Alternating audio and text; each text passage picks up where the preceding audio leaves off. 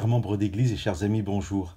Dans la première lettre de Jean, chapitre 3, verset 1, nous pouvons lire cette très belle interpellation. Voyez quel amour le Père nous a donné pour que nous soyons appelés enfants de Dieu, et nous le sommes. Faisons une pause aujourd'hui, un temps dans la journée, une halte dans le quotidien et voyons. Prenons le temps de voir quel amour le Père nous a donné. Voyons que le Dieu que l'univers ne peut pas contenir porte sur nous un regard de Père. Voyons que lui nous regarde comme ses propres enfants. Dans l'Épître aux Hébreux, chapitre 11, il est dit « Dieu n'a pas honte d'être appelé leur Dieu ». Dieu n'aura jamais honte d'être appelé notre Dieu. Pourquoi?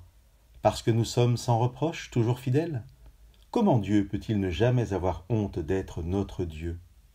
Simplement parce qu'il est notre Père. Dieu est amour, notre Père ne peut que nous aimer.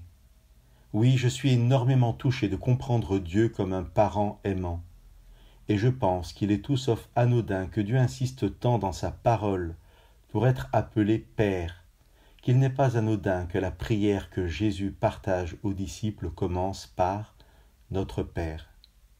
Je ne peux pas parler de Dieu Père sans lire au chapitre 2 de l'Épître aux Hébreux ce que l'auteur dit de Jésus. Lui n'a pas honte de nous appeler frères.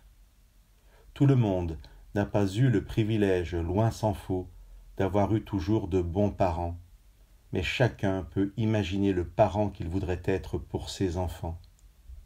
Dieu est un meilleur Père que la plus fertile des pensées ne pourrait jamais imaginer, et Jésus un meilleur frère. Un jour, nous nous retrouverons réunis face au Père et au Fils.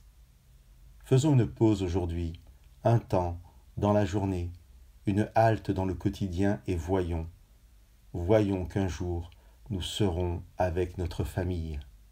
Que le Père vous bénisse.